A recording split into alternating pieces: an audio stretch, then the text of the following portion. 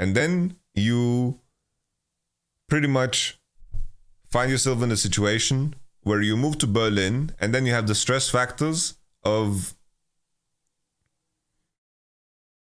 being a Fnatic and being in a new team and so forth. And I think, you know, we had so many scrim issues last year with Fnatic, and I think it weighed the heaviest on Upset. Because Upset came in every single day performing, you know?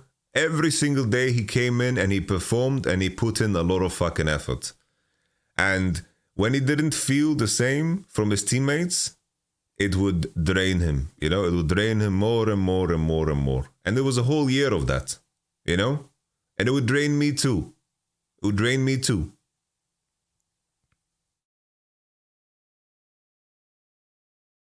And that is like where some frustration came in, you know?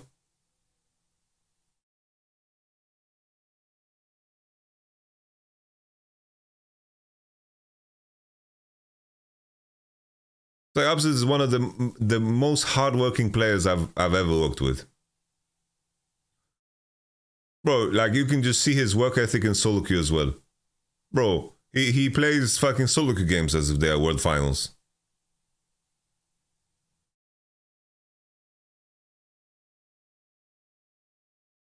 I say it time and time again, I think Upset is one of the most talented players ever.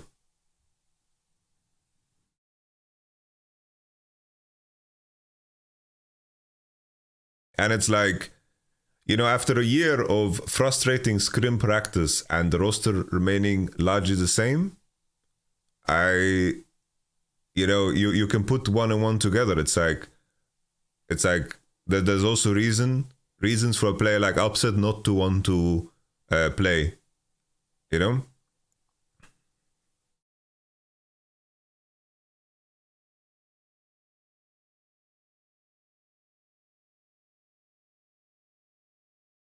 I think if Upset was on Vitality, I would insta say that this team is a rocket ship. I think if Upset was on Vitality, this roster would have been absolutely like bonkeristic, man.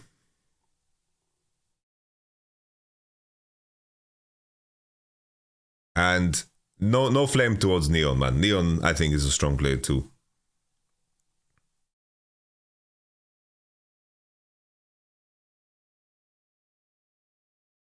Kaiser's having a difficult split though. Bro, are you watching the games? He had like a shit Lux game. He had a really good Braum game, good Leona game, good Rakan game, a really good Ashe game. Like, I think Kaiser has been the second best support in the league. It's hard to say though, when we say Neon is a good team fight, but man, he lacks laning. We don't know if it's Kaiser who lacks laning or whatever. It's like, when it's dual lanes, it's harder to judge. When we don't know. When we don't know who does what, you know? It's a lot harder to judge. Well, I never thought the series would go 3 games. We're not gonna have time to review a lot of the stuff.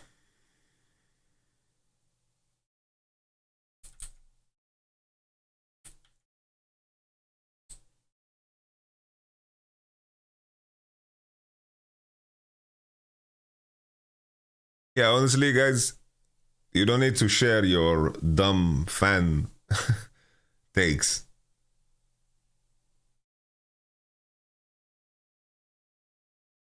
I went shield bow. Well, you went shield bow on Tristana, so you're not going to be useful. Like, Tristana is one of the best, if not the best, Kraken Slayer user in the whole game. So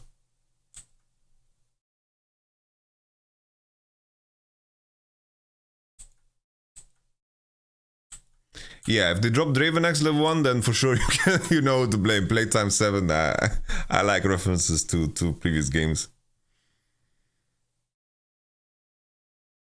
Who do you reckon have a higher chance of winning Worlds, an LST team or FlyQuest? keep in mind, it's like we're talking about winning worlds, okay? So we have to like imagine like peak gameplay, okay? It's like I think while Prince is fantastic and Vikla is really good and they're stomping on kids in NA, they were not. It's like Prince had a fantastic last split in LCK, so maybe he's a bit of an outlier. Maybe there's a conversation there because I think he was the second best performing AD in summer, right, in Korea, after Ruler. But it's like Vikla and Prince winning worlds. That is like really like a stretch, right? Vitality winning worlds or G2 winning worlds is definitely a stretch. But looking at some of these players and the caliber of their peaks, right? Like the likes of Caps and Mickey, like it's a stretch too, but I have an easier time imagining it. You get me?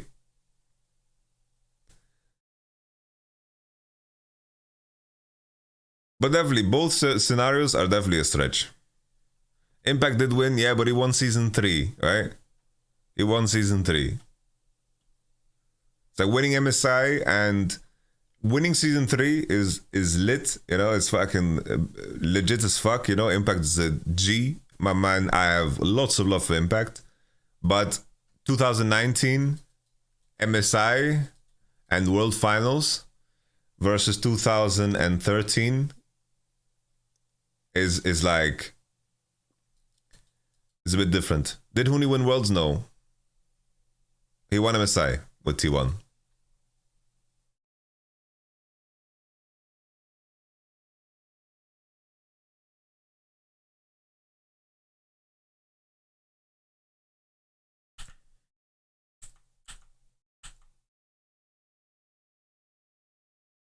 Impact was decent last year's Worlds even. Impact is a strong player, man. Impact is a very good player.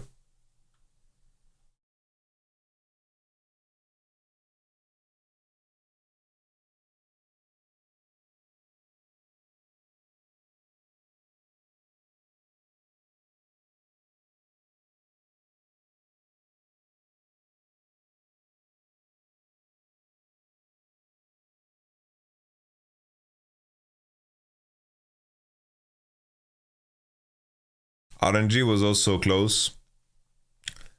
IG was close, but in a weird way. It's like IG won Worlds, and then they won Spring, and then I thought they're gonna win MSI 100%, and then they just lose to TL. That's just crazy, dude. I don't think IG looks better than JGG. I think that's right. You can see in the chat. You can see in the chat when people are like really passionate fans or haters of something, you know, where it's like beyond logic, where it's not like it's not logical at all. Oh, this is dank, bro. Look at Yumi, bro. Yumi invade with the with the exhaust and the dash over the wall. Way too dank. Holy shit! Look at Dunction. Basically, they jump over the wall. Do you think any team should pick up Nemesis? Guys, no meme. I'm gonna bring Nemesis back, man. Next year, I'm gonna cook up a roster, okay? Next year, I'm gonna cook up a roster.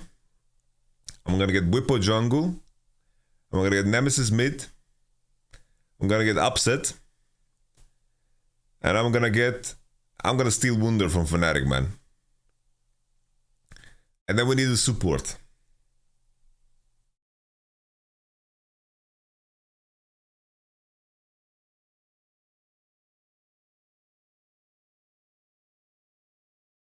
Bro, Wunder, Bwipo together on the same team? You know how free win that shit is, bruv? Bow support.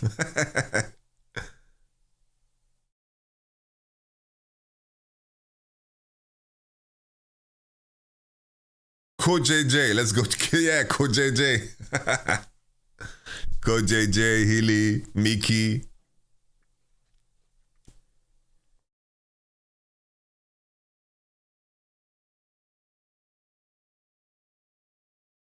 I don't think we're doing K-Cup review today. We're watching T1 and the game went to 3 games, so. Honestly, I like red side draft this game. I like red side. The only issue is that Silas won't have like a good time this game. He doesn't have that great ults. Save Tawagamas from XL. Nah, we're getting Code JJ, man. This is my roster, guys. Wunde, Bwipo, Nemesis, Upset, Code JJ. I'm cooking this roster, guys.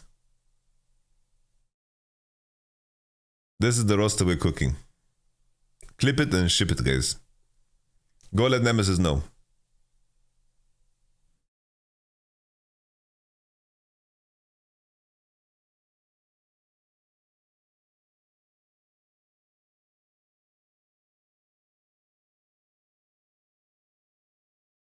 I don't think Nami ult is that great. Keep in mind also Nami Nami doesn't necessarily need to get in range of Silas stealing her ult. So she can like play around it. Top matchup is really good for Jace, but playing Jace against Yuumi, Wukong, Sion is not the easiest. So let's see how he maneuvers himself around it.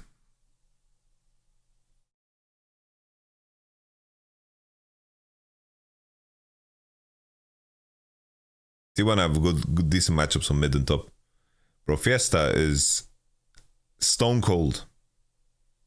Stone cold. Why have I played so often? Has a very strong ult, pretty much. It's like her ult doesn't have counterplay. There's not a lot of hard CC available in the game.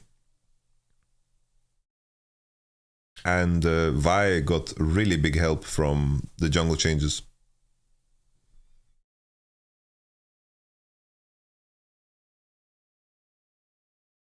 Why Koreans likes Jace so much? Well, it's Zeus.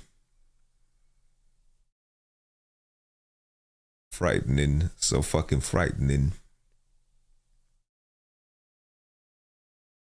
I'm very happy that all of you guys are here. Welcome to the stream, guys. We are going to watch some LCK today. If you miss any of the VODs that I'm reviewing, everything is uploaded on my YouTube channel. Where's Tyler 1 in the roster? He's going to be the performance coach. Have you seen LS Spring 13.3 Pro competitive tier list? I haven't seen it, no. But I feel like it's too soon to have the conversation. Bro, we don't even have competition on 31.B.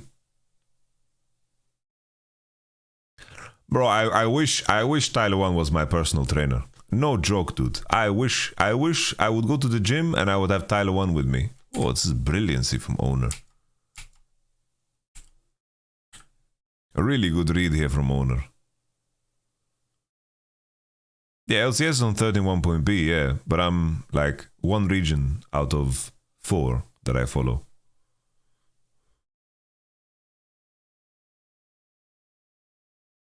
Yeah, but like Wukong is going because Silas is coming. Like,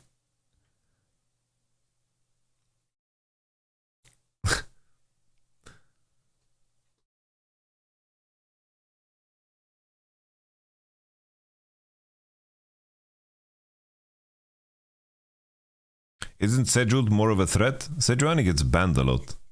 I think Sejuani is really strong, right? But Sejuani does have counterplay to it. You can just cleanse it. Right? You can't cleanse Wild. Oh, these nuts. I don't know what this ult was for. He was looking for a biscuit combo, but I don't even think he would have lethal.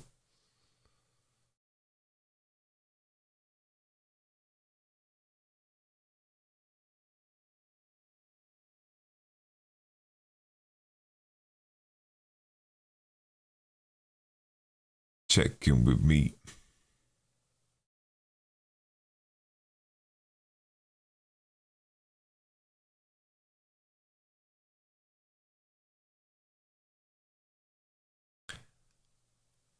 Bo in competitive has been absolutely crazy.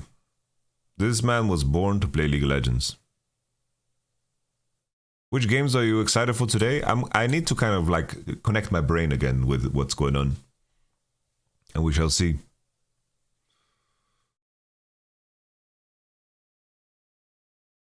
I watch Nemesis stream a lot, and he's talented, man. He's very talented. I know Nemesis has commented on me in the past, you know, when I made comments about his gameplay, but like I don't give a shit about this. I would be down to work with Nemesis. I would love to work with Nemesis.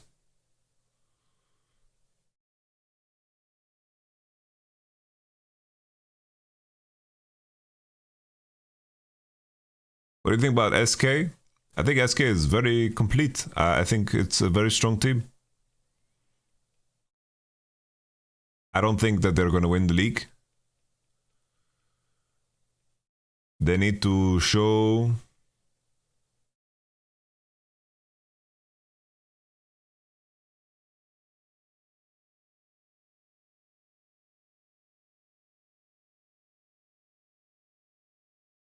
Guys, it's not as simple as, oh, you want to play LEC? Oh, join any team. Here, welcome to Astralis. Like, it's like, depends on the team, right? It's like some players want to play with the right players, and some players know what they're worth. And it's like, in Nemesis' case, right? He has a successful stream.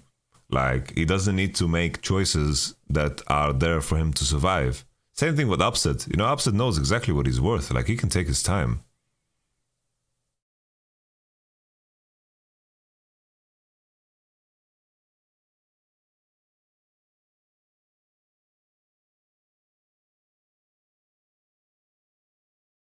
Yeah, sometimes players don't get opportunities and they get sister fisted by it. Like general managers in League of Legends, I can tell you guys, it's like most general managers don't know shit. So what they do is they have a couple of friends that they listen to, and that's where they get their opinion from. Like some friends in the scene, and that's where they get their opinions from, and that's somehow supposed to be. That's somehow supposed to be. Wow. I'm not paying attention. I need to see what's going on.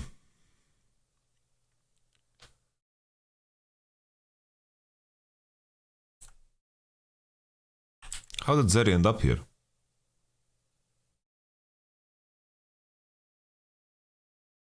What's Zeri doing, bruv? What's Wukong doing?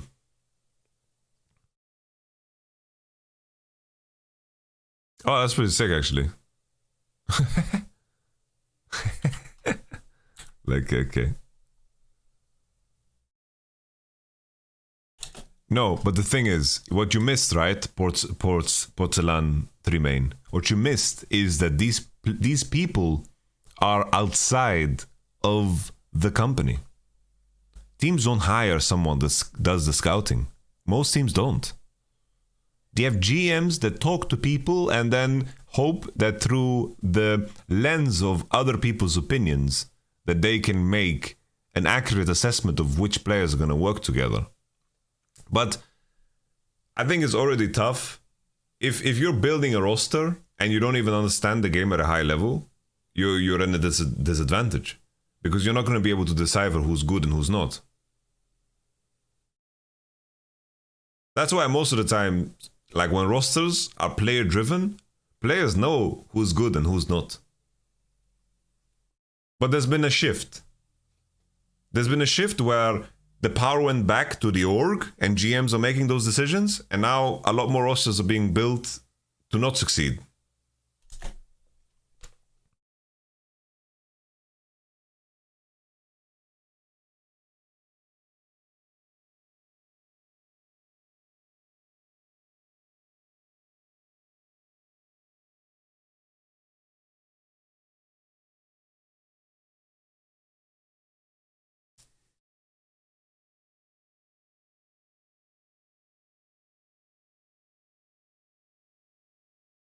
So for example, my impact on Fnatic, right?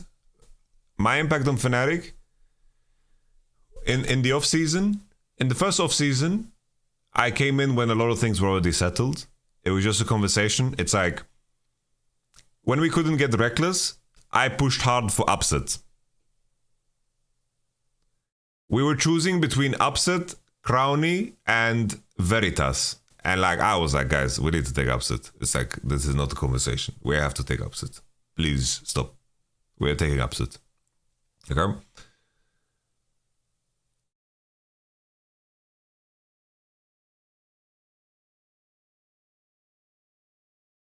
Was it the wrong choice in the end? Of course not. Are you crazy? Upset Hilly was by far the best bot lane. Like, no one came close. Upset smashed it, man. How was it the wrong choice?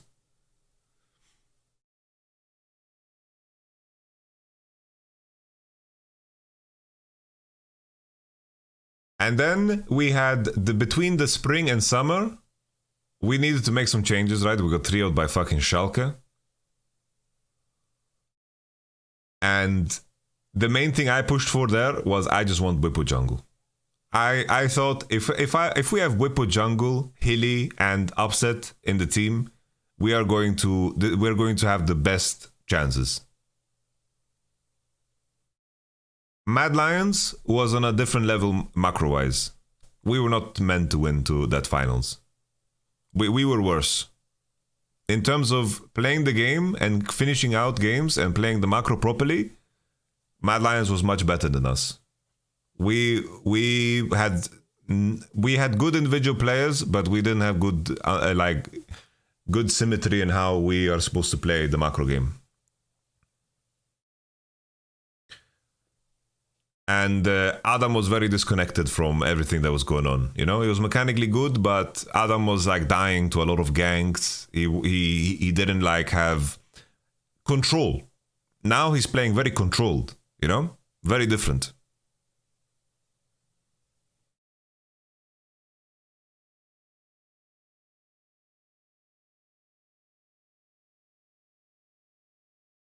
And then coming into this offseason, it's like I pushed heavily for Wunder.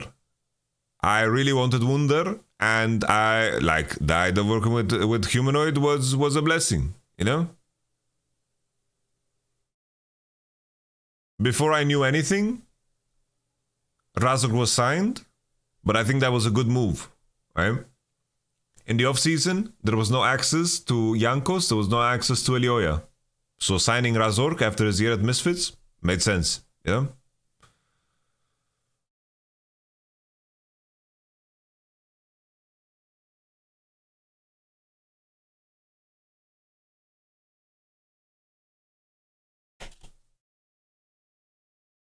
No, Wunder's still fucking good, by the way. I would gladly put Wunder in my next team. What about the Cabo story? Basically, we didn't know if Wunder is going to be opened up. Like, we didn't know if we were going to be able to get Wunder from G2. So basically, we were in a position where we need to start making other plans, because we can't sit here with our thumbs in our ass and hope that G2 is going to open Wunder for us. So I pushed for Cabo. And at one point, we wanted to make a commitment to Cabo, but I think the way Fnatic handled the conversations with Cabo made him feel like they were not really interested. They made him really feel like we wanted Wunder, but yeah, here you can join us.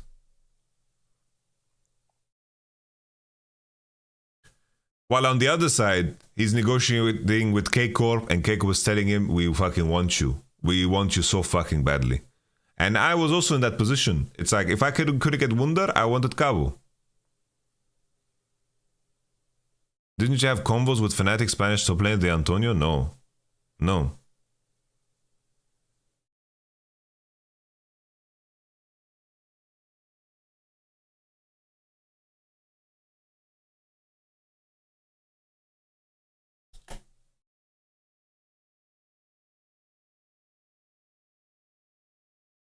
Marek is one of the most intelligent people that I've worked with.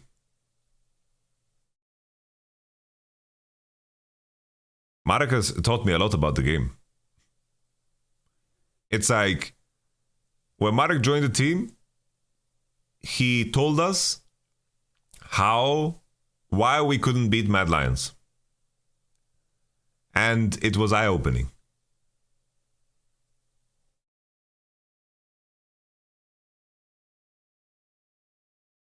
I think you guys need to stop talking shit about Humanoid, man. He fucking played really, really well last year. It's like, I understand that some players are like, oh wow, he dies to a level 3 gank, lol. And this is what they remember. And most people out there that are watching the game is going to categorize a player off of that.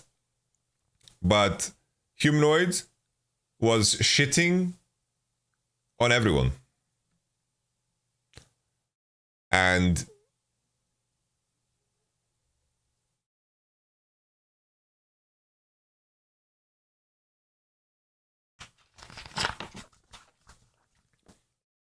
it's like people say regular season doesn't care. Bro, he carried a lot of games in regular season. He carried many games in the regular season.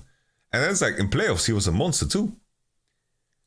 It's like whenever someone says Humanoid is bad and he should be replaced from Fnatic, I just know that your opinion actually doesn't matter. That's just how it is.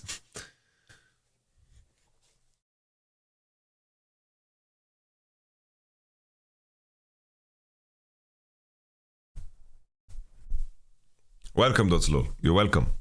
I'm happy that you're here.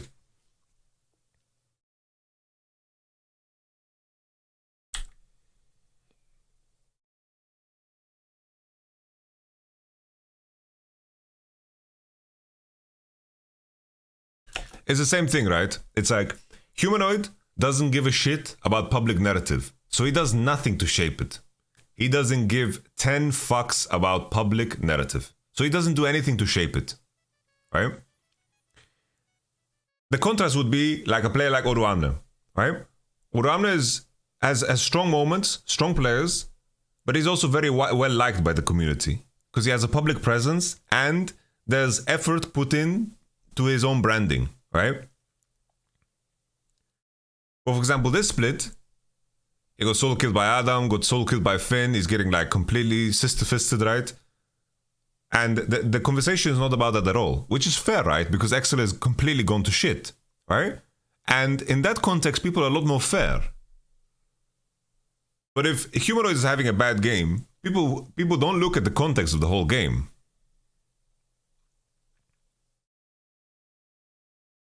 And it's important to be fair to everyone. But I think the community is a lot less fair to players that don't give a shit about their public presence.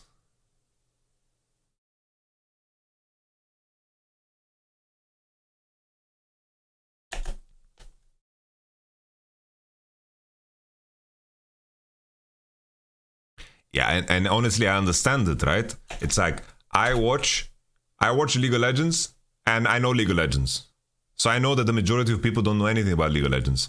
But it's like, if I watch any other sport, it's like if I watch UFC, bro. If I watch UFC, I turn into a gorilla, bro.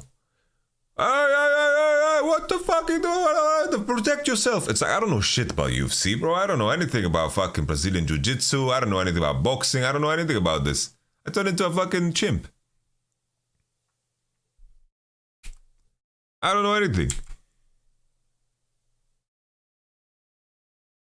Do you believe Fnatic roster is well built this season? I don't think so.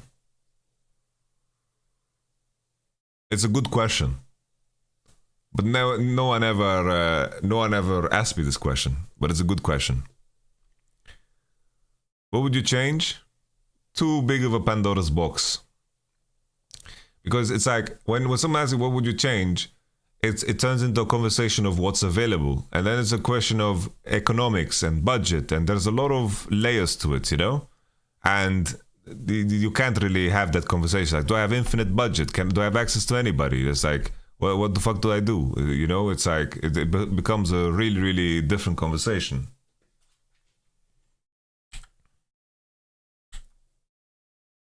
Would an NA team beat Fnatic? Yeah, I think FlyQuest and C9 would definitely beat Fnatic. I think other games would be competitive.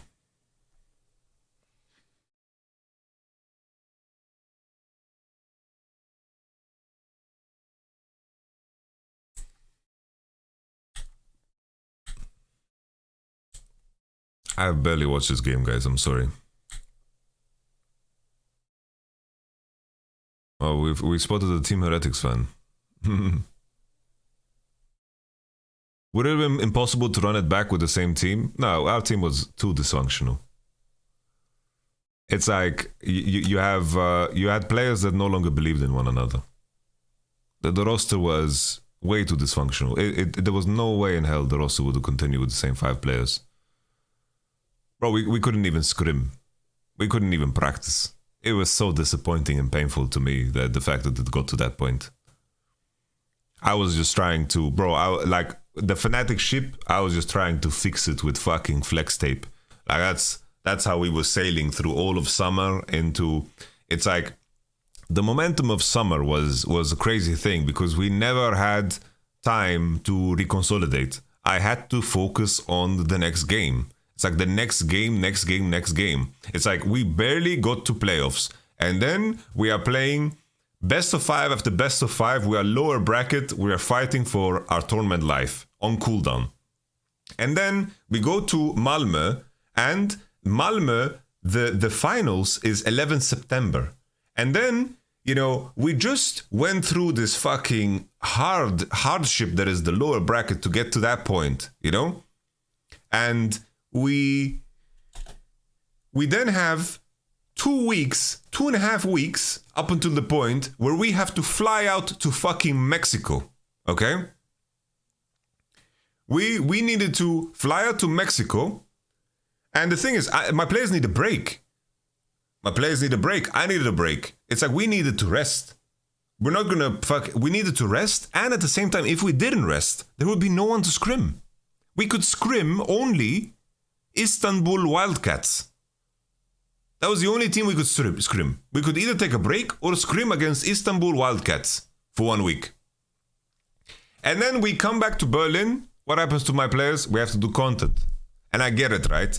Don't blame Pete. Don't blame anybody. Fnatic needs to make fucking money, right? They're spending big on these contracts. They need to make money somehow. They need to sell the jersey. Need to make content. So 4 days of content. And then the thing is, we do these days of content, and all of a sudden, the whole team is fucking blasted, bro. We have 2 people with COVID, sick, everyone's fucking fucked. I arrived to Mexico, bro. I'm flying from Düsseldorf, and I'm flying from Düsseldorf, and then I arrive. Turns out 2 players have COVID. They're not coming. What the fuck do we do, man? And even then, you know, we only had 4 days of scrims planned. So basically, we had 4 days of scrims planned. We had 1 scrim day against 100 Thieves. We had DRX, RNG, DRX. And I'm gonna prioritize the hard teams. Don't care if we get sister-fisted, because I need to understand how the fuck we are going to draft on the patch. And then we couldn't scrim the first day because DRX arrived 1 day later and they didn't have the results from the COVID test. And then we scrimmed with Code JJ 1 time. And then we scrimmed with Rux and Bean. And then Upset arrived on the day we're going to play. Upset arrived on the day we play because he had a negative test. So Upset played. We didn't have scrims. And then we won, right? We won. We made it through. God bless. Ebby with his Nar and the Yumi on the team. They beat EG, so we could go through. And then the thing is, we arrive, we fly. So the day we fly, gone, okay? Can't scrim. The next day, we have media day from 8 in the morning to 5. Bro, if I tell my players we're gonna scrim on that day, bro, they are done, okay? They are GG'd. Next day, we scrimmed against some tough team. We got sister-fisted. And then group stage started. Bro, it was flex tape, bro. I'm trying to create a draft with almost no sample. So we were sticking to what worked. Okay, we're gonna pick Azir, Lucian Nami. We know how to play Lucian Nami into Yumi. If we ban Yumi, we're gonna play against Lucian Nami. We didn't practice Lulu. What the fuck are we supposed to do then? We need to fucking do something. You know? We need to figure this out. Or what are we supposed to do in this circumstance? Shit, man. We don't have Lulu prepared. Everyone's playing Lulu into it. Fuck. We try 2v2s. 2v2 practice. We can scrim. we have 2v2 practice booked at 1 a.m. with Genji because they are scrimming the entire day. Okay, we fucking try to piece it together. We are so far behind. The scrims are so exhausting because they are so shit. So it's like, oh, guys, we're just not gonna fucking scrim. We're gonna try to piece together, you know? And this was a mess, man.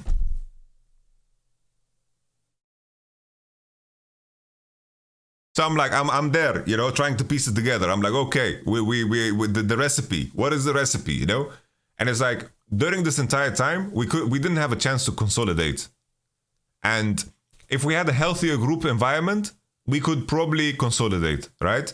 But the catalyst that was the situation, and our group was not strong enough.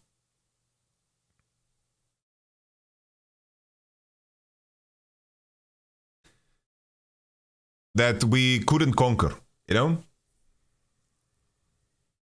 And the thing is, we carried the luggage from Spring Split. It's like, we came into Spring Split with very little practice.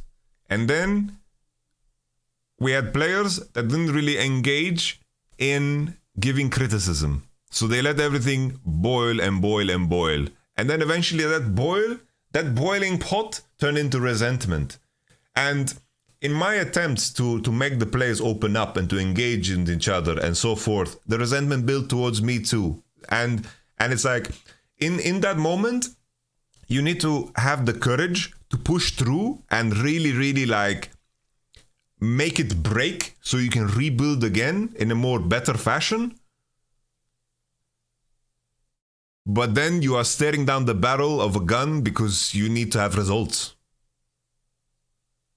So you either choose to break everything apart in hopes of achieving a higher performance, or you focus on performance. Those are the choices you always need to make, the choices I always needed to make this year, right? Do I push here and break in order to achieve something better? Or do I focus on the results?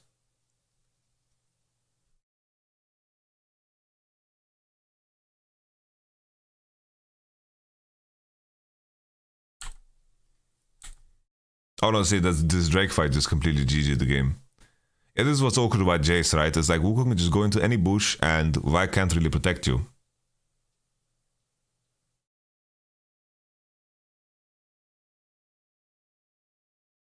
No, don't say sorry that I went through this. This is the job, right? I love the fact that I went through this. This is exciting, bro. I've grown from this. I experienced so much. I built relationships with people and we went through something together. I love that. I love that. Bro, this is what I live for. Don't give me pity. Don't give me sorry. Guys, this is, bro, what a blessing. What a blessing, man. What a blessing it is to be challenged. What a blessing it is to be, you know, pushed. What a blessing that is. Life tests you. It is good for life to be difficult. And honestly, there's you know, I tell every single one of you. I tell you, every single one of you out there, I tell you, you will reach a point in life where suffering is inevitable in life, okay? Suffering is inevitable in life, and there will come a point where you are faced with a situation where you will begin to realize what is important. You will realize what is important. And then all of these issues that you think about and thought about disappear. Your anxiety gone.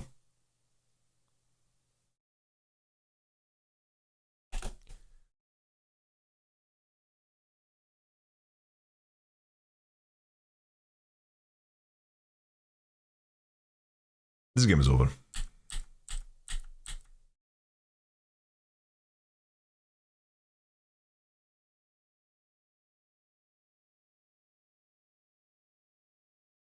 Bro, this Yamato top G crap, you know, it's like,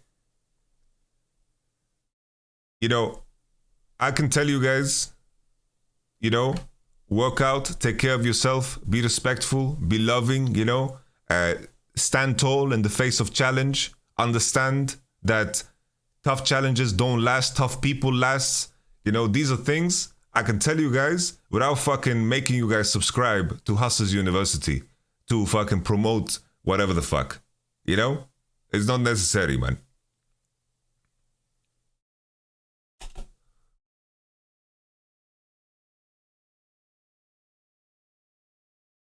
It's like, my man, people are telling me, you know, yo, Andrew Tate says some good shit, you know, bro. I could hear that fucking good shit in a million places, bro, without fucking being enticed to spend money.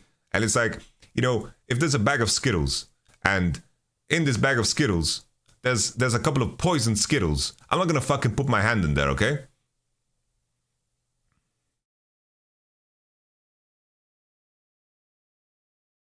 Well, there's a millions of motivational people out there, you know, that are role models, you know.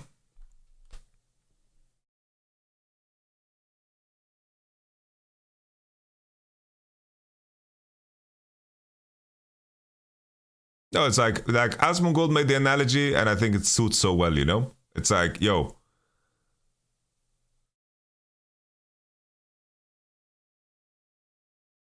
it's like if there's a bag of Skittles and there's like poisonous Skittles in that bag, and like a couple of them are like normal Skittles, I'd be like, yo, I'm not gonna fucking put my hand in this fucking shit, man.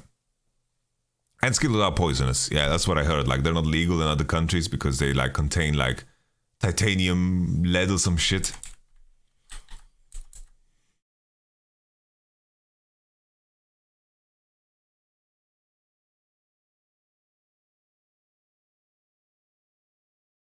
Yeah, let's not turn into this kind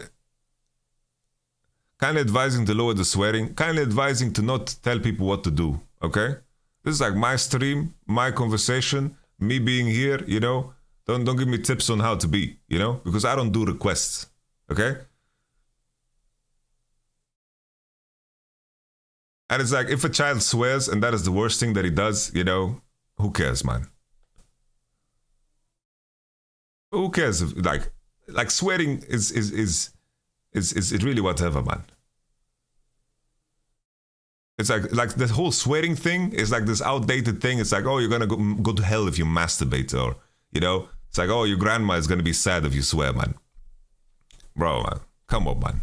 It's like swearing is just another word, and the intention and the meaning behind it is of course relevant. You know, it's very important.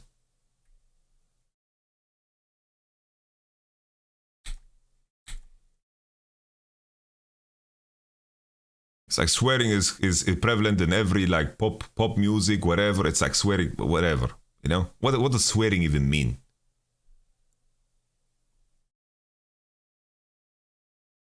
What does swearing mean? You know, vulgar language.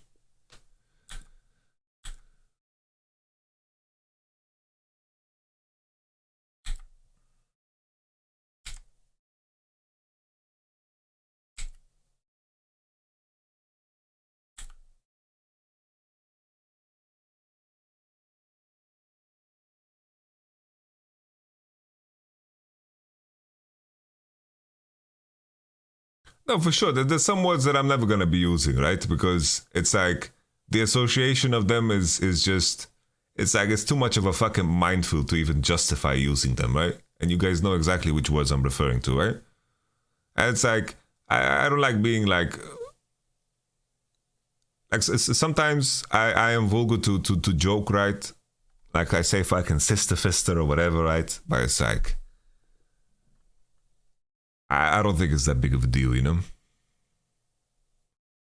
Obviously, like, I do cater my language different, right? I do use my language different if I'm around kids or whatever, but it's like if someone's watching a Twitch stream, bro, come on. If someone's watching a Twitch stream,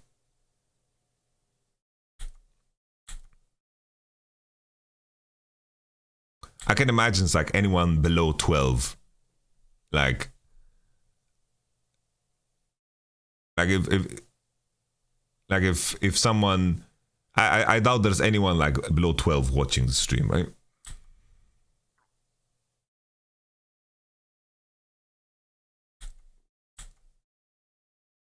Okay, well, let's watch this Fnatic video, guys. I think this game is Dunzo, Pop Dunzo.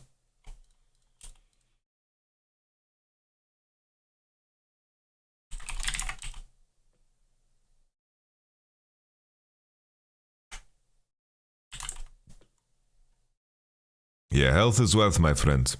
Health is wealth. We still have hope, okay. Having a personal philosophy.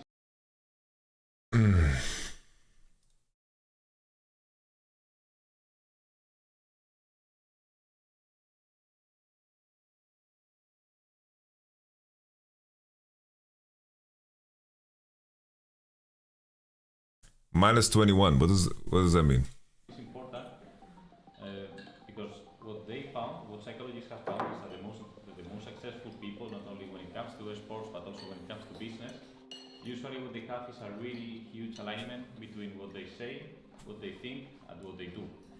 A lot of times what happens to us is that we are basically not saying what we think or not doing what we think. This workshop is basically done to bring awareness to what do you stand for and to try to commit to that identity, which is your identity in the end.